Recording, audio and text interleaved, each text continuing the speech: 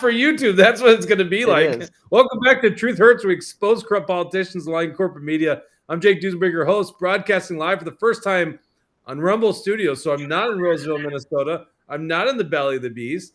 I'm way away from it. Well, not that far away from it, but not as far as Mark is right now.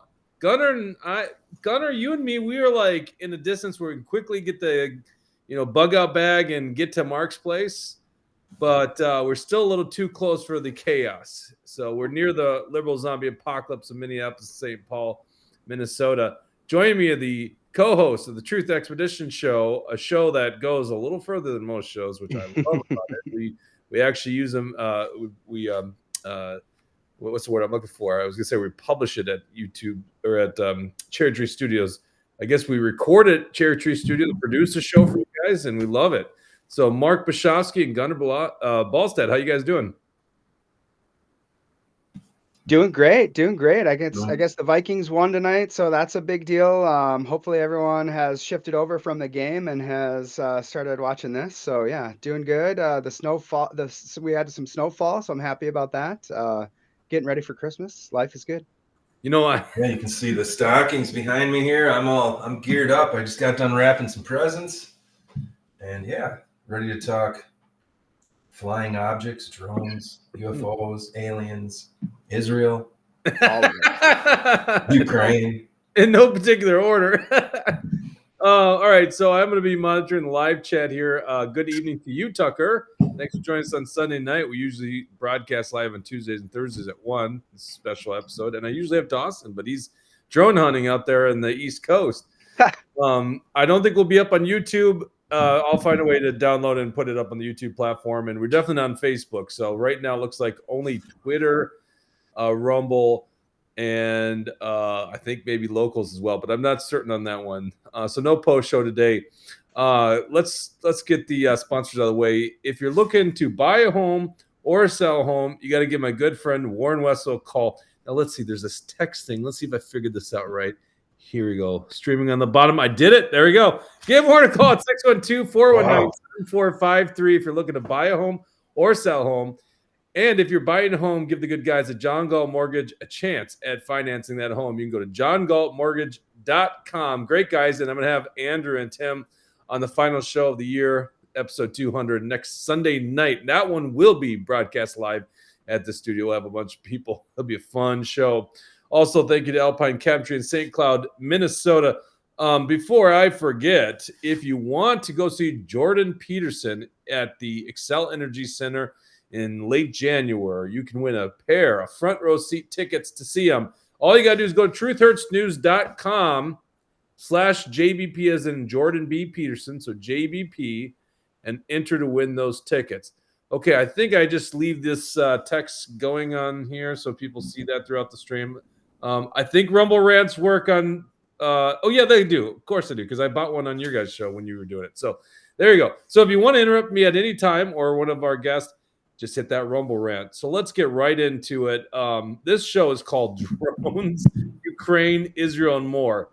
We're going to talk about all those topics. I don't know where this conversation is going to go. Quite frankly, there's very low prep. I was planning on getting on this show Scott Horton, the author, Provoked. Have you guys ordered this book yet? No. Yep. Yes. Okay, yeah. so, it's lengthy though. I mean, that is a paperweight. That is for sure. Dude, it's like this is just, I just opened a random page. Look at the footnotes. Right. And the small text. What's interesting about the book, okay, now I'm like, I don't have time. I love the people that have time to read big, thick books. I just don't. I got little kids. I don't have the time, right? So what I do is I go, all right, let's start with the Biden administration, because that's what he does. He talks about Ukrainian policy, or I should say NATO policy, really, and segments it by presidency. I'm like, let's just go right to Biden, all right, which is something I'm more familiar with. It starts back, I think it was George H. Bush. I'm just looking real quick. Yeah, George H. Bush was where it started. Great book. It's called Provoked: How Washington Started the New Cold War with Russia and the Catastrophe in Ukraine, which is something we all believe here. I wanted to have Scott Horton on the show. He is getting booked on all the big stuff. I'm just waiting for him to be on Joe Rogan's podcast. So yeah, we got him. Rogan won't have him on. He's too against Israel. But yeah, we had Horton before he hit the big time. And yeah, actually, Jake, I didn't even realize it until after we interviewed Horton that I had actually met and shook Horton's hand at a rally at the Capitol. I spoke. It was like a Defend the Guard, the National Guard being deployed, as active duty or whatever. But I had met Horton, and I was like in the middle of my campaign, and I was busy, and I didn't know who I had met. But it's weird. Jesse Ventura spoke at it too. Okay, I didn't remember he was there. I didn't go to that one that day. Well, It very was cool, tiny. guys. There were about 14 people. It's hard to get a big rally unless you're trying to inject people with an experimental needle. That would get us off YouTube right there, right? All right, so let's start with this. I know, Gunnar, you've seen this news story, so let's hope I get this thing correct on the studio. So I'm going to share my screen. Select tab. Nope, window. Here we go. Space junk. Did that show up, guys? Am I tracking? Yep. Okay, this was something that happened last night. They're saying space junk re-entering the atmosphere. I first saw this from a meteorologist. No, there's two. Over some looks like suburban What is going on? neighborhood. That could be an airplane. It's got a line. Let's just love the audio by these people. No. I hear it. Listen, don't you hear something? Oh my God. What is going on? That is. What is going on? That can't be. Okay, so we'll start with there. There's some crazy things in the air right now. We all know the stories of the drones out in the East Coast. I'm not saying these two things are connected, but what was really interesting is I posted this on Facebook this morning. Gunnar, of all people, said, I encountered something like this. What was it, South America or something like that? What is your story? So this was kind of wild. I went to Mexico in high school on a mission trip with my church, Trinity Lutheran, and there was a bunch of us sitting on the beach one night after a long day's work, and we were all sitting there just enjoying God and enjoying God's creation. And we thought to ourselves, let's ask God for a sign. I know you're not really supposed to do that, but that's what we did as young kids. Okay. So we were sitting on the beach. There's about 15 of us. We asked God for a sign. We saw a few shooting stars. It was pretty neat. A couple of the guys moved back into the cabin, and it was just me and my friend Matt. And we were sitting there, and we saw that. We saw a piece of space debris falling from the sky. We didn't know what it was at the time, but just like that video. Wait, you said falling though. That I don't consider that falling. I consider that like moving in the air. I mean, obviously. By the way, I hope I don't offend anyone here. The Earth is round, so it is round. It's following me. For sure.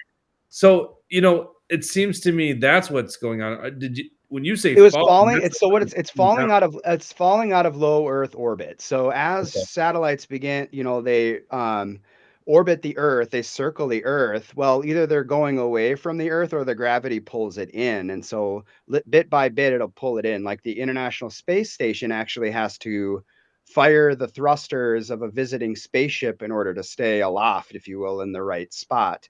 So whenever there's planned obsolescence in a lot of these missions, and so effectively they can tell when abouts junk, a satellite or something else will fall back down to Earth. And it doesn't fall straight down, it falls kind of continuing that orbit that it had. But then whenever it encounters Earth's atmosphere, there's so much resistance from the speed and from it hitting the air particles that it gets hot and then begins to burn up. So that's what you see. You see all of the metal, all of the stuff begin to burn, and it's mesmerizing. If you ever get a chance, they can predict when these events occur.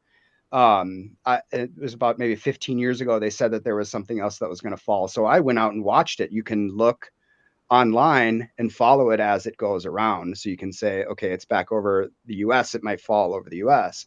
So whenever I saw it fall in Mexico, it took about a minute to go across the whole sky. It just went like this. It was like a shooting star that never ended.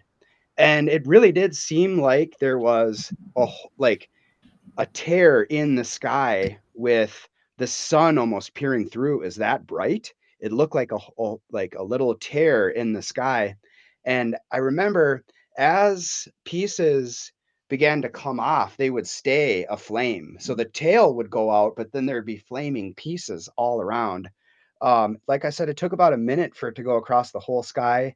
And after that, me and my friend Matt were just besides ourselves. Like asking for a sign from God and then seeing that was really compelling. I don't tell that story often. We told it in front of our church after when we came back from the mission trip, but I'll always hold that with me. And it is a sight to behold. Yeah, I mean, it's just cool to see anything in the night sky, honestly. The Aurora Borealis, which we've seen a lot of that this year in the Twin Cities. Yeah. Well, we're going to see it a lot more as we interviewed Oppenheimer Ranch Project, and they are Earth scientists. And what's happening right now is our magnetosphere is actually weakening as the poles begin to move around and eventually flip. So as the poles move and will eventually flip, our magnetosphere is weakening, which means that we're going to see a lot more of these light shows as particles really penetrate deeper into the atmosphere and into the Earth. Right. All right. So you guys are scientifically based. I mean, we're not just throwing crazy things out in the air, because that's the problem with the internet these days. I mean, the internet is a great equalizer of information, because before it was all controlled by the corporate press. If you go back further, it was controlled by the actual printing press, right? Right. But it was very controlled. Nowadays, the internet's kind of the Wild West, so things like this show can get out there. But you also see from that a bunch of fake news, a lot of misinformation, a lot of disinformation from our government. Excuse me, coming down with something. So you see that kind of stuff, and I'm sure this probably had some theories on it. Okay, it's got a very worldly explanation. I agree with you, Gunnar. Tell me, what the hell is your guys' hypothesis right now on these damn drones? And I don't even know why we're calling them drones, but somehow that's what we started calling them. I trust the government. They say they don't know what they are, but that they're nothing to worry about. They don't know what they are, but they're nothing to worry about. Who the hell knows? I did some quick research before we came on. I watched a couple, sped through some interviews, and there's a lot of weird stuff out there. Did you hear that this Jeff Van Drews, he's a congressman from New Jersey, he said that they're military drones being deployed from an Iranian mothership that's anchored off the coast? Well, that was the initial thing. I think 2 weeks ago, if I'm remembering right, that's what it was, and then that was like so discredited right away. Right. But yeah, I mean, a congressman saying that, like, definitively. Like, right. And he said it's not just that he said that. He said that someone in the intelligence community told him that. Someone that was credible and that he trusts told him that there was an Iranian mothership parked off of the East Coast that was sending these obvious drones into our sky. And why is it that they're always the bad guy? You know, when Trump was first, the attempt on his life, the first one, they tried to blame Iran as well. They were saying that he had some secret accounts and that the Iranian government was potentially behind that first assassination attempt. They're always the bad guy. I don't think that there's any fruit to that, that there's some Iranian mothership parked off the coast. That's insane. We would know this. If there was an Iranian mothership, we'd be fucking behind. Well, the neocons want us to believe that. That is that we need a war against Iran, guys, right? We have to have a war against Iran. Because, PSYOP. Yes, because the Shia clerics in Iran, I mean, that is the number one threat to America. Oh, are we getting into it yet? And they're being seen in California too now, and it's like it's pretty strange, man, to have, you know. And then they're saying they're aliens too. There's this Ivy League scientist, Avi Loeb, this Jewish guy, who says that they're aliens and they come from 300 feet below the Earth's surface. Wait, so he's saying wait, so he's saying these are aliens? Because he's the one, isn't he the one that detected something? Yeah, he's all over. When you search his, he's got all kinds of claims, but and I couldn't find verification. But and again, I saw this on a Stu Peters broadcast where this guy says it's likely aliens and that they come from 300 feet below the Earth's surface. I mean, what the? I don't know. We know the craziest conspiracy out there, which, you know, to me has some foundation in a realm of possibility, is that we had an ancient civilization that was very advanced, okay?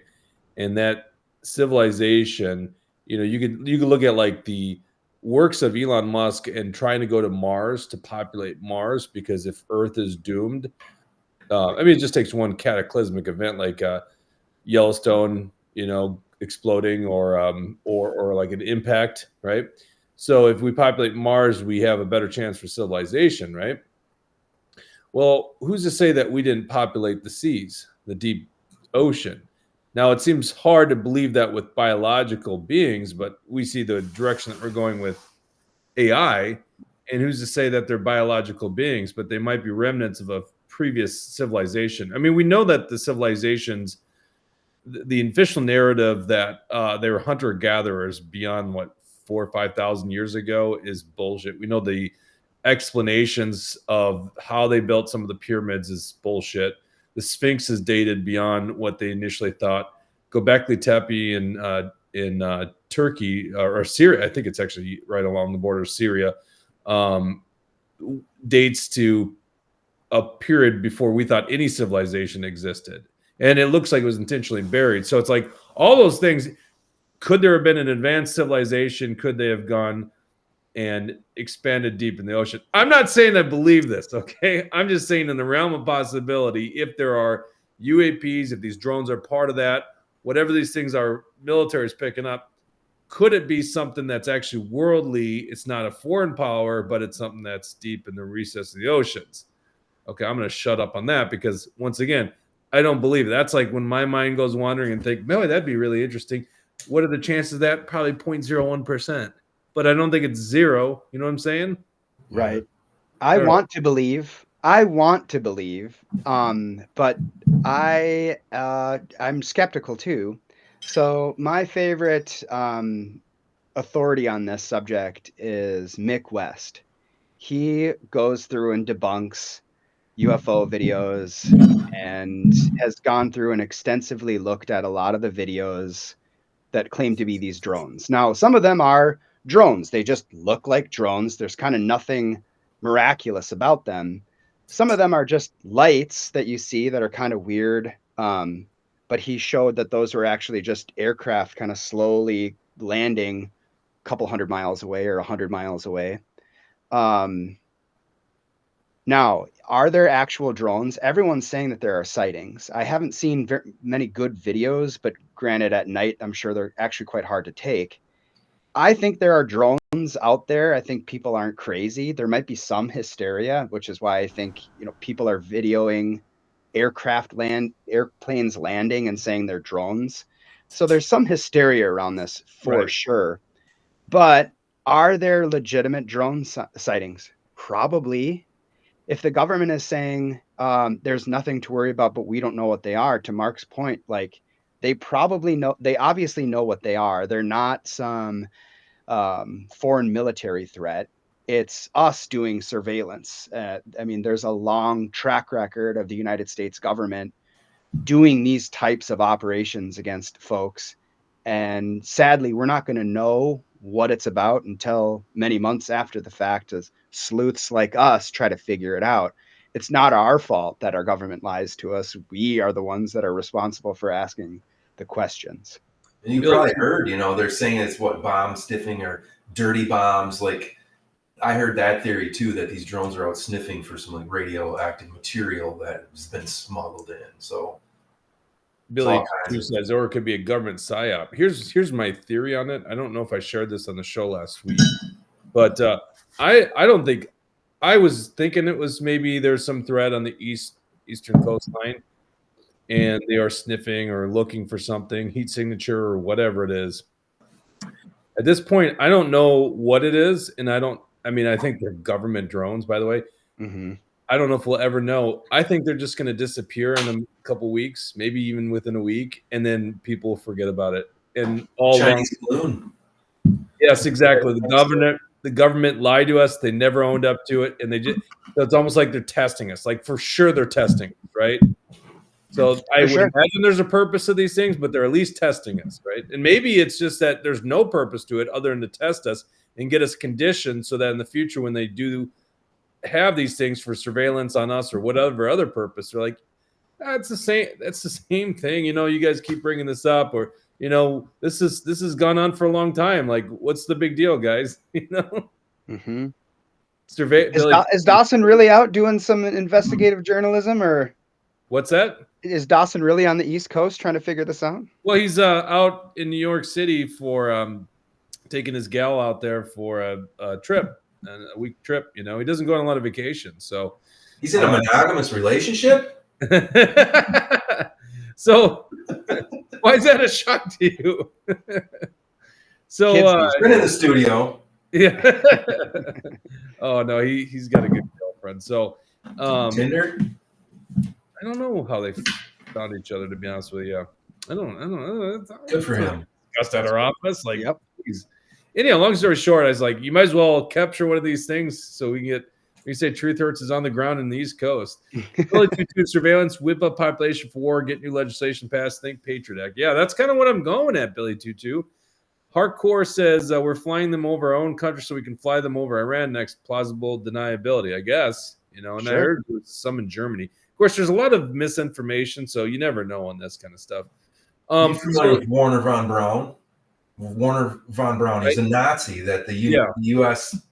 clemency brought him here, and he helped with the moon landing and all this stuff, and he predicted all kinds of things that have come true. And he said that the United States military would stage a conflict between aliens and us, and so we could have this massive presence in the skies of who knows. I mean, well, Ronald Reagan said something like that. He's like, for us to unify as a country, if we had a threat from, like, I don't know how you put it, but out of this world beings or something like that, he's alluding to the fact we would unify as countries and put aside our differences, like the movie Independence Day, by the way. Mm-hmm. That was, only a president of the United States. Well, speaking of drones, let's get into this. So I also caught this news story. Now, once again, let's see if I can share my screen. Okay, go back here. Wait, where is it? This one right there. Okay, so this is a building in Russia hit by a drone strike from Ukraine. I thought this was honestly fake. It just looked like one of those fake videos. But this is covered by all the main media sources. It's actually saying Reuters here. That looked like an aircraft, not a drone, but well, it's a unmanned aircraft. I don't believe Ukraine's got, kamikaze pilots, right? Yeah, some of those drones can be, maybe half the size of an F-18. Yeah, I mean, and essentially they're saying there's car-sized drones over their eastern seaboard right now. So this is the damage obviously left. So it was packed with bombs because, a LiPo battery is not going to do that. So that was obviously packed with bombs. I don't know what that guy did, but that's unfortunate. Jeez. This is from antiwar.com. Great website. Speaking of Scott Horton, he's a contributor there. Or maybe I think he's the editor, actually. The U.S. says F-18 shot down a Red Sea in friendly fire incident. The U.S. military said Sunday that one of its F-18 fighter jets was shot down over the Red Sea early Sunday in an apparent, quote, friendly fire incident, which came after the command said it launched more airstrikes in Yemen. 2 pilots ejected safely from the aircraft. That is a two-person aircraft, so it's not 2 different fighter jets, with one only suffering minor injuries. CENTCOM said the U.S. jet took off from the aircraft carrier USS Harry Truman. It was mistakenly shot down by the guided missile cruiser Gettysburg. According to the Associated Press, the U.S. Navy ships and aircraft shot down Houthi drones and 1 cruise missile right before the incident. The Houthis, officially known as Ansar Allah, said the downing of the F-18 was a result of an operation it launched against the USS Truman and other warships. Okay. So that's what's going on in the world right now. We've got drones flying into buildings, and we've got F-18s going down over There was an aircraft the Houthis are claiming as their own operations. What were you saying, Mark? American Airlines flight took off from LaGuardia, and they say it hit a bird. It had to land. It took out an engine. But the video that some passenger had looks like a drone. And I did watch so that. They slowed down. They probably wouldn't want to admit it's a drone if these are military drones and they're getting in the way of passenger airlines. But then there's another person that took a video from an aircraft, passenger plane, of a drone like right at its same like elevation. Like that's dangerous. Like who knows, man? Something's going on. There's a lot of crazy videos. It's absolutely insane. So let's talk a little bit about. We'll start with Ukraine, okay, and then let's get into Israel a little bit. I know that gets testy, but I think all of us are aligned on this. I was going through some of my stuff. Once again, just a shout out. Hopefully, we can get Scott Horton. Maybe it's going to take months, but I bet he's getting big interviews now. So this has provoked how basically the West provoked Russia into going into Ukraine. I found my yearbook. Isn't this funny? My yearbook from K4 operations, right? Case. This is from Kosovo. Now, can I even remember what K4 stands for? Kosovo something operation. I don't even remember what K4 stands for. I should know this, but it was a while ago. I was there in 2000 and well, son of a bee. What was it? 2007 and 8, right? I think that was it. They actually declared their independence when I was there. So anyhow, this is a big NATO operation. And I remember this. We were part of southern Kosovo. And I'm just curious because I haven't looked in this a while. Yep, there we go. So this is our K4 task force. There's our Americans right there. And there's the Ukrainians. I remember the Ukrainians being part of that mission. Now, they're not actually in Ukraine. They weren't in Ukraine. They weren't in NATO. They weren't, but they're part of that NATO mission. They're playing good old boys there. This was actually an aggression towards a Soviet-line state, Serbia, right? Of course, at this time, I'm just a young guy, infantry lieutenant, platoon leader. I'm not big on the international politics on the world stage, but Serbia was aligned with Putin, okay? And they were the Orthodox Christians, and we were on the side of the Albanian Muslim minority group and presided over when they actually declared independence from Serbia. So it's a little southern part, which was along the Macedonian border. And all of NATO and all of the UN basically recognized Kosovo as its own independence against Vladimir Putin. So when I see what's going on in Ukraine, when I see this book provoked, I go, yeah, I've seen that firsthand. The former Yugoslavian area. Like, it's 100% what's going on. We keep moving closer and closer to Vladimir Putin. And I just wonder, for what reason does America have in doing this? Can you guys even rationalize this? Gunnar? Oh, I can certainly try. I think that there's a long history with the hatred for the Russians. And I think that they're obviously a superpower. And if we're going to have dominance over the world, then we can't have this superpower be, messing with our ambitions.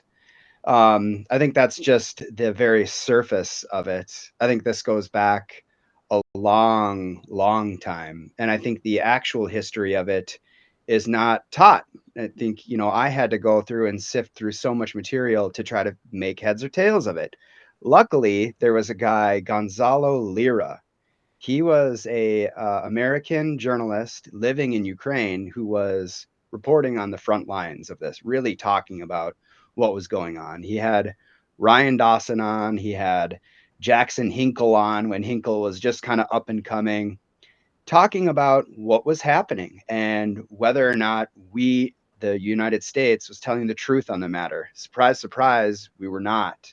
There was the 2014 coup where Victoria Nuland was handing out cookies to people on the street. Why do we want to see Russia go down? Why do we have the Secretary of State and the Undersecretary of State, the previous Undersecretary of State, Nuland, and now Blinken? They're both Ukrainian Jews who have a historic hatred for Mother Russia. That's the way Gonzalo Lira called it out.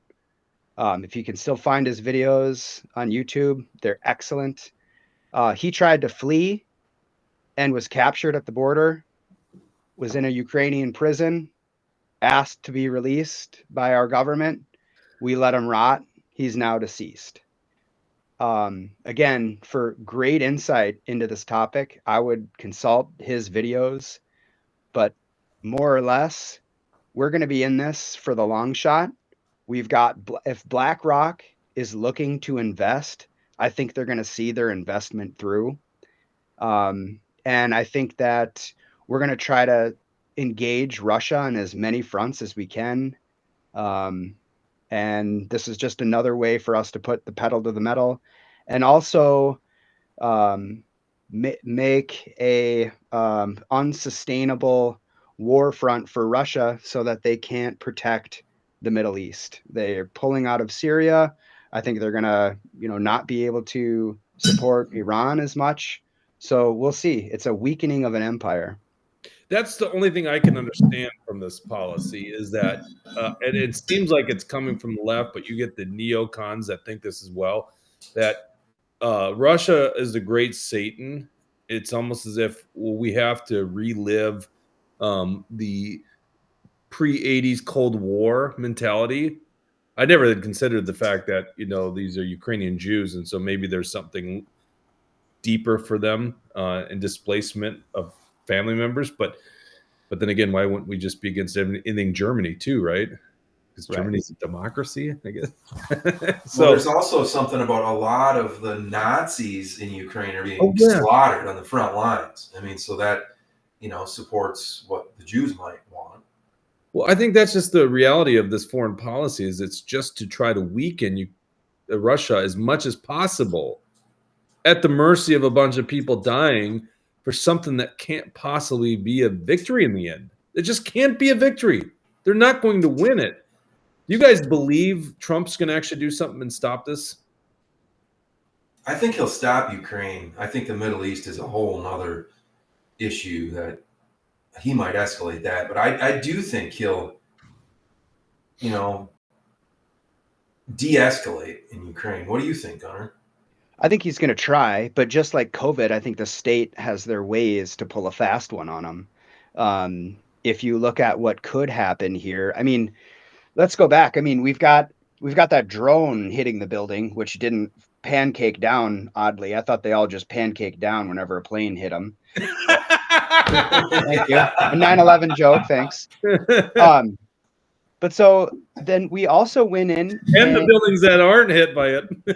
Right. Yeah. There's the real history. Baby. Yeah, there we go.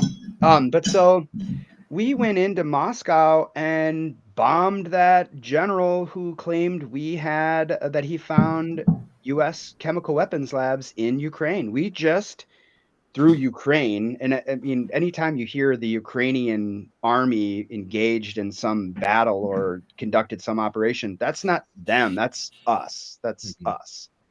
And so we went in and took this dude out. We bombed some, whatever cafe in Moscow and killed this guy.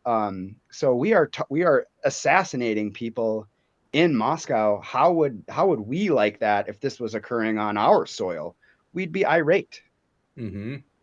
There used to be a Ron Paul video. It was a speech he gave, and it was like basically, what if China was building bases along the Texas border, right?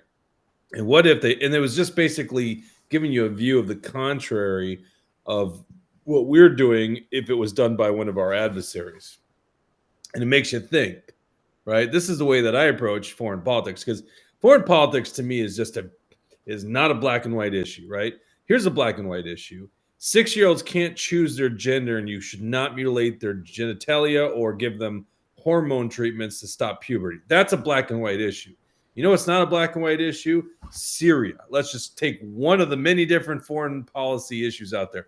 Bashar al-Assad was a bad person, but guess what? Al-Qaeda 2.0 is very bad as well, right? There's no great win in here. And it's why when I approach foreign politics, it's like, hey, maybe, just maybe we shouldn't do something about this, right? Maybe we should step back and not get involved, which, by the way, if we're going to bring up Syria tonight, it does appear that we were behind this overthrow. I mean, it's not just that Biden was cheering on the fact that Assad was basically taken over. I mean, I think he fled to Russia, but I mean, look, there's actually evidence that we did fund it. I think to the billions of dollars going back to the Barack Obama administration. So we were behind even this more current operation by these so-called rebels, which really are Al-Qaeda, right? Al-Qaeda 2.0. So that's the way I approach foreign politics is we don't have a smart way into a lot of these things, and we probably shouldn't be involved in a lot of these things. And therefore, there's a couple issues. One is a lot of people die usually because we get involved. Number two is there's blowback. If we want to be honest about why Al-Qaeda attacked us on 9/11, it's because we were actually over in the Arabian Peninsula. And why is Vladimir Putin going into Ukraine? Because in that case, NATO is provoking him, right? So clearly to me, and once again, if you just joined the live stream, I was part of K4 operations, which was against the Serbian-aligned or the Putin-aligned Serbia. And we were going up and supporting the Albanian minorities. You know, not that Serbia didn't commit huge atrocities against Albanians, but guess what happened when we intervened in 99 in the Kosovo bombing raid? It went the opposite way. And the Serbians became victims of the Albanians. The world is such a messed up place, and it's why we shouldn't be involved. And if I haven't made a good point at this point in time on why we shouldn't be involved, we have $36 trillion in debt. With what money are we doing this with? You know, our show barely talks about foreign politics, and I'm like, I just want to have one show where we can get into it. And that's why, you know, it's so awesome to have you guys in it, because, like, I wish I could talk about nothing but the debt and money printing, which is really how we fund these wars and we fund this military intervention or adventurism all over the world and intervention, right? I wish I could just talk about that. I know not everyone cares to talk about that. At least we haven't built an audience on foreign politics, but it's so damn important because, I mean, literally we watched 3 days ago. I'm sorry, I'm just going to rant on, but 3 days ago we watched A Big Trick by Mike Johnson. No, was that 4 days ago? Whatever it was, Wednesday, when Mike Johnson he went over and worked with those Democrats and tried tricking everyone into signing a 1,500-page bill, a big omnibus bill that extended our deficit for three months and funded Ukraine. And it was like Elon Musk is the one that's calling him out and basically stopped it. And we ended up on version 3.0 getting a better deal, but not much better. We're still taking out more debt. Doesn't seem like we're giving more money to Ukraine right now. All right. Well, anyhow, I rant. I get so excited about this stuff. But if we go back to Ukraine, you guys think that there's a chance Trump actually holds to his word and can end this thing. Is that correct? I think so. What are the concessions? I mean, Putin's not going to be able to concede much, right? Because he's in a better position than Ukraine. So Ukraine's going to have to concede. Am I getting that wrong? I'm not very well versed on that stuff. Gunnar might have a better. No, and it doesn't. It does seem like Russia has made the ground up. So I mean, we've got a lot of those regions are native Russian speakers. There was a gal that I worked with who was from Russia, and her husband was from Ukraine. They moved here 10, 15 years ago, kind of before all of this. But she agreed this is a civil war that's being incited by outside forces. So it's a tragic what's happening. I mean, 500,000 people. This is kind of a Ukrainian genocide. I mean, Blinken is saying we'll give you more arms, but you got to lower your conscription age. So instead of 25, we're like, yeah, we'll give you these weapons, but we need fresh meat to man it. So you got to lower your age to 18. They're grabbing people off the street. They're kidnapping people off the street and sending them to the front lines. Yeah. And news report is that they've been using more ATACMs, which are some of the the new platforms we just gave them. So that was even used in the last 24 hours. Yeah. Yeah, I mean, if people really want real insight into the history on this, you got to look at the Pale of Settlement. All right, Google the Pale of Settlement. Google the Bolshevik Revolution. Google the Holodomor, the Ukrainian Holodomor, which was a genocide that happened after the Pale of Settlement was disbanded. There is a long history here of hatred between Russians and tribal Jews. Mhm. That's the nature of this. That's the reality of it. It's tragic on all sides. This is a war that is being sold to us as just another one of those, oh, poor Ukraine, they were attacked unprovoked. That's the reason why Horton named his book Provoked, because everyone was saying it was unprovoked. Ooh, this unprovoked attack. Why did Putin go into Russia? It was or Ukraine? It was unprovoked.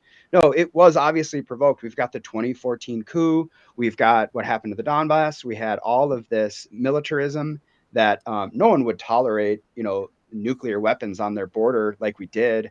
And I think Putin might be a bad guy. Assad's a bad guy. Gaddafi's a bad guy. Hussein's a bad guy. Do I need to keep going on and on? But the story Ayatollahs are same. bad people. The Ayatollah, yes, very bad people. The story is the same. Yep. And it always leads to right. Say that. and so is Benjamin Netanyahu. Very bad guy. Yep. Right? Yeah. Sorry. So let's get into that, by the way, because I know, Mark, that's where your passion is. Have you guys watched recently? Just in the last week, I don't watch Candace Owens too much. I think like Candace Owens, she put her whole reputation. This is what she said. My whole reputation and Macron. What's Macron's first name? I can't think of the French president. Emmanuel Macron's wife. Brigitte. Is it Brigitte? Bridget? What? She staked her whole like reputation that is a dude. I'm like, oh God, like you're going down that road, like Big Mike, right? So I kind of tuned out of Candace Owens. I know I was familiar with her stance on Israel and then her departure from the Daily Wire. Shocker. But in just the last week, I've had a lot of people share it with me. She had Scott Horton on, which is great. And I mean, that guy's just an encyclopedia of knowledge. So that was great to see. Then she did a special episode. You guys know what I'm talking about? Yeah. Yeah. It was trending on Twitter. Oh, was it? Yeah. Interesting. Is she getting some pushback? Pretty big. Of course she is. But I mean, every time you push the envelope, there's pushback. But we're marching forward on this topic, and that's where I think we need to be incredibly nuanced in this discussion, because it's not all Americans that are in on this. Not all Muslims are bad, and not all Jews are doing this. The state of Israel is just as diverse and complex as many other countries in terms of their thought. So not all Jews are Zionists, right? Exactly. Not all Jews are down for this colonial conquest, and this is going to lead us down. This is going to lead us into World War III. And I know you're like, well, I would just talk about the Fed and World War III. Well, like those are the most pressing issues, like our debt and the fact that we're about to be confronted with a global nuclear war is obviously the pressing issue of our time. 100%. Yeah. I'm not as fearful, by the way, of nuclear war. But it has to be on the table, being that the two largest nuclear arsenals are feuding. I mean, we're basically at war with Russia. I mean, when you're funding, attacks into Russia via Ukraine, that is war. Right. Putin's not an idiot. He realizes that a new guy is coming in office soon, and so why would we provoke? Despite what the Biden, actually not even the Biden administration, we shouldn't even call it the puppet Right. masters of the puppet, whoever those people are, right? Despite what they're doing to provoke this even further. Listen, Putin and his guys know that there's a different guy coming in charge. In fact, in many regards, they know he's already running foreign policy in America. Like, he's over there for the christening of the new Notre Dame Cathedral, and he's meeting with world leaders, right? Biden's shitting his pants back in America. Can't walk on the sand on the beach. Right. What embarrassment that is. Anyhow, so Candace did a piece. I actually haven't watched it, but from my understanding is it's on the USS Liberty attack, and I want to say you guys covered this on your show at one point. Is that correct? Yeah, we've interviewed a couple people in depth on this. Gahari was one. He wrote a book on this, but yeah, they strafed the ship. They torpedoed it. They were flying American people. Who they is here? So Israel. So the United States ship, the USS Liberty, was in I think it was a reconnaissance ship, and they were just doing their thing, sunbathing on the deck. Big American flag being flown, and some Israeli planes flew over. The next thing they know, they're getting bombed. I don't know, what is it, 20 or 30 were killed, many were wounded. It's known that Israelis knew it was an American ship. We know this. They tried to torpedo it and sink it. Johnson told the people on the ship called for help.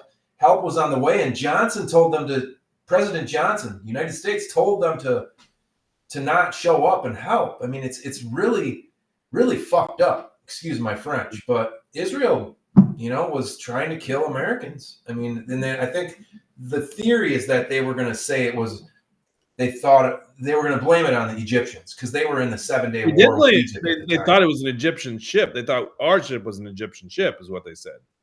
Right, but clearly they knew it was an American ship. Right. Clearly. I mean, it was very well. Gunnar can probably expound on that too, and that's kind of. By the way, generic.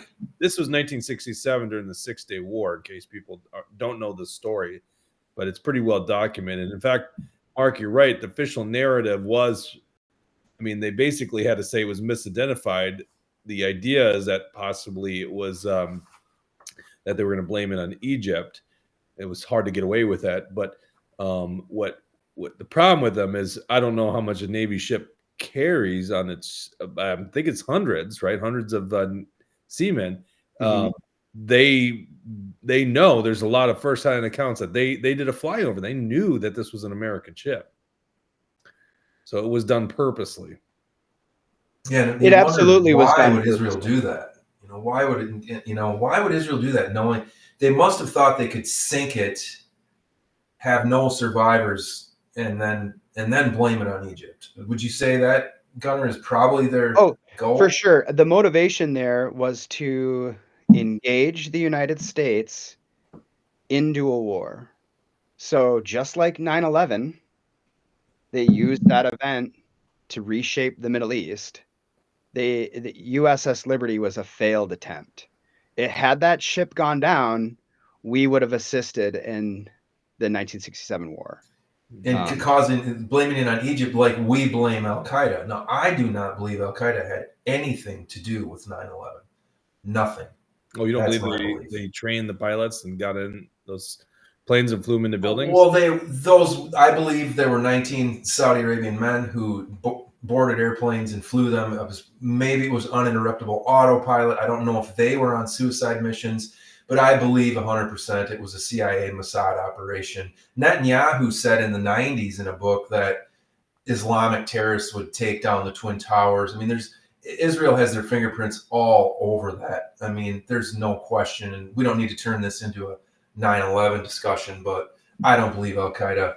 I don't believe a guy in a cave did that, Well, that's boy, I could really push back on that one. I mean, he was living in a cave, certainly as Americans went into it, but the Bin Laden family is actually very wealthy and very well Oh, connected. yeah. But why were the Bin Ladens the only people allowed to fly around on 9/11 Well, after Bin Laden, everyone was well, grounded? no doubt. And I mean, by the way, there's so much. the retracted pages in the 9/11 Commission report, I think it was like 13 some pages, the theory, the going theory, and it's pretty much, I think it's just that the people that could see it, which are congressmen, have basically leaked. It was detailing the connections with Saudi Arabia. But I think it's crazy to say that Al-Qaeda had nothing to do with that attack. I mean, they were. Well, I don't there's believe a it was- couple ways. There's a couple ways to look at this. So if you look at what James Corbett, if you go to James Corbett's website, he has documentaries that discuss what is Al-Qaeda. Well, it goes back to Charlie Wilson's war in Afghanistan, where we were funding the Mujahideen to fight Russia, By the way. right? So I mean that's where this sort of starts. Just like Jolani, right? He was Al-Qaeda. Where's he getting his money to overthrow? Well, we're paying him to do that. Mhm. Bin Laden said he didn't do it. He goes, I didn't do that. When they killed him in Pakistan, he apparently had on his bookshelf 9/11 conspiracy theory books. Who done it? He was trying to figure it out too. Scott Horton, who we love, was on with Ryan Dawson, who we also love. And Scott Horton was they're saying, we're going to agree to disagree here. But Scott Horton was unwilling to engage Ryan Dawson on the subject. I think that I believe how Horton would believe it is Al-Qaeda. And Al-Qaeda described. Horton does say it's Al-Qaeda. He says that our government's involvement in it was limited. Yeah. But I don't buy that narrative at all. I think that the evidence is overwhelmingly damning on the CIA and Mossad. Well, I think so like October 7th, okay? It's not that you don't have Hamas, which hates Jewish people, hates Israel, would go and attack them, okay? It's the fact that maybe it was known and was allowed to happen. Mm-hmm. It seems pretty evident that Egypt had warned Benjamin Netanyahu 3 days prior to the attack happening. And so it seems like, by the way, this is stuff that people in Israel believe. Okay. I'm not saying like some conspiracy out in America. This is what's being said in Israel. Netanyahu is not loved by the people right now. He was like on the, he was basically at the end of his political reign, which goes back so long ago that I actually happen to remember him coming to our Congress and telling us, you need to go again. You need to take out Saddam Hussein. He's getting nuclear weapons. That's Benjamin Netanyahu, right? Always seems to benefit them. By the way, a stupid policy, because when I went to Iraq, it was a Shia Muslim run government. So basically, because that's what you would think Benjamin Netanyahu wanted from it was, well, gee, we better get, the Iranian regime, which obviously Iran's the biggest enemy of Israel. We better own that western border with them, right? And then we end up giving it to the Shias, until basically ISIS comes and rules the roost. I mean, that's how stupid our foreign policy is. But yeah, 100%. I'm sorry, I interrupted you. Boy, see, this is the stuff that just gets me on a rant because it pisses me off so much. And I got to see it because I was a military officer, Army infantry officer, part of the global war on terror, part of KFOR NATO operations. I didn't vote for all this kind of stuff. I got duped by George W. Bush. I was a college student, so it is what it is, But I went over there and got to see this stuff firsthand, and it's bullshit. And the people that die from it, American soldiers. Anyhow, Cindy Lou asks here, did Netanyahu sacrifice the music festival attendees? Possibly. They moved the site of that music festival. They did employ the Hannibal Directive. They admit it. So the Israelis were killing Israelis intentionally. We don't know how many, but of the 1,500 that were killed, many hundreds were killed by Israeli fire. We know this. Mm-hmm. They likely knew, I think it was a false flag to a certain degree. I think it again, like Gunnar said, it just gets us engaged to fight their wars, Well, see, that's what I think like 9/11. It's like I think there is a cell of Al Qaeda, these Bin Ladenites that want to come over and attack America because we are on the Arabian Peninsula.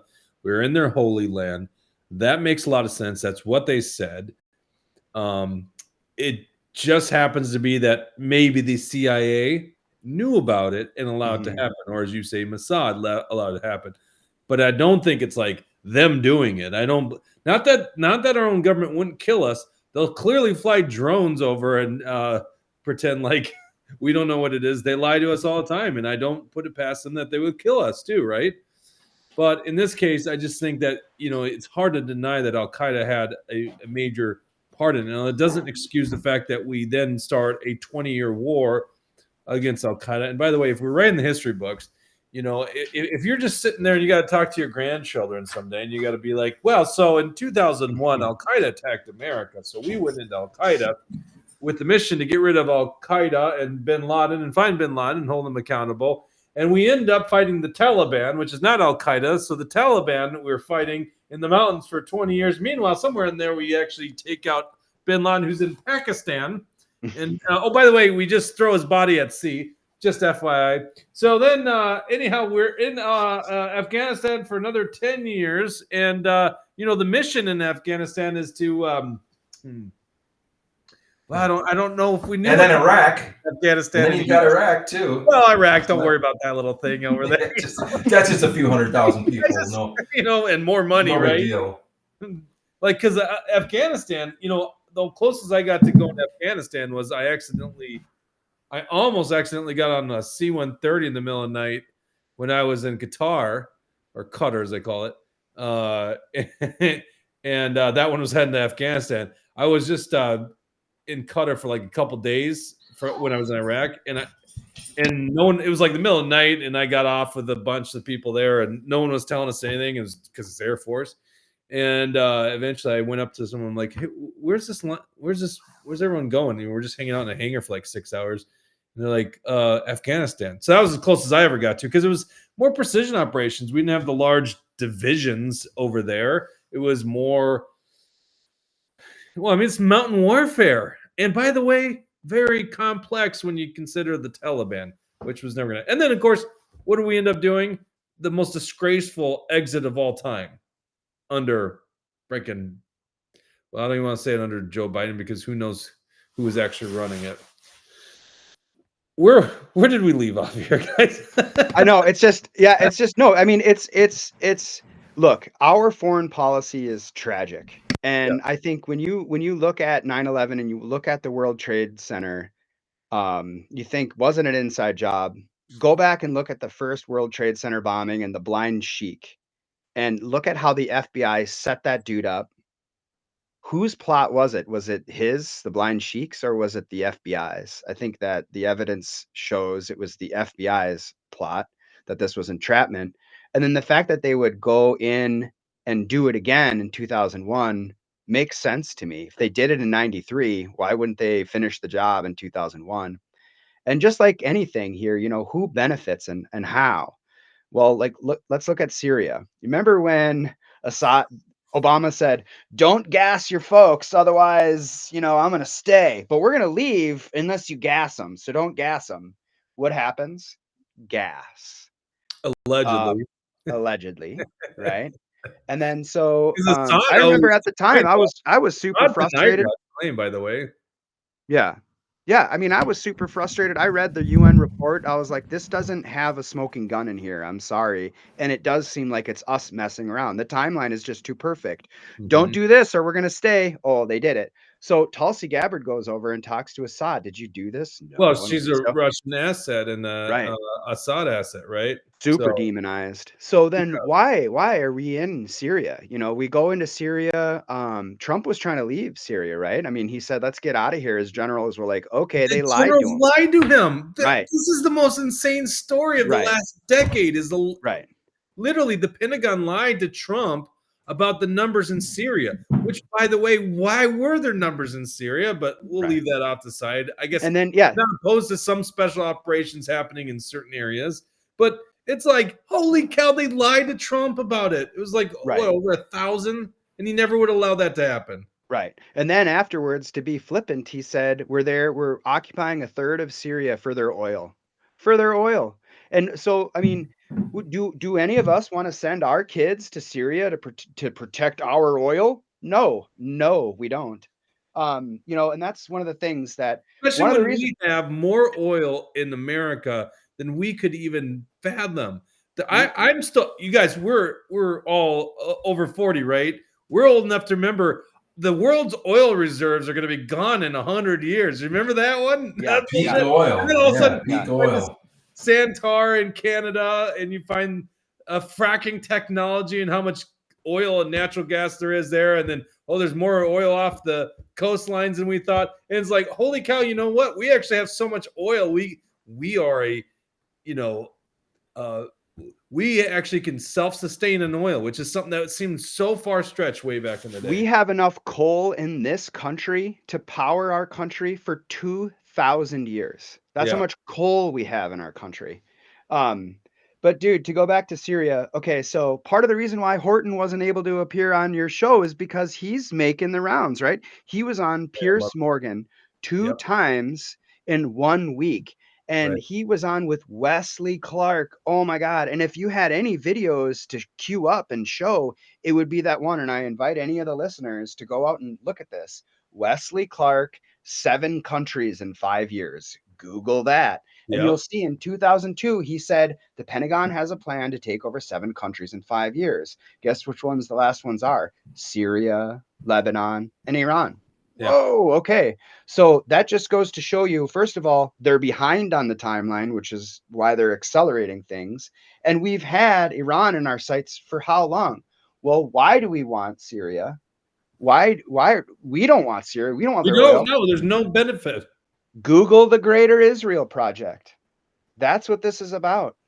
It's creating the biblical borders of Israel, and Israel is using our military to create this conquest.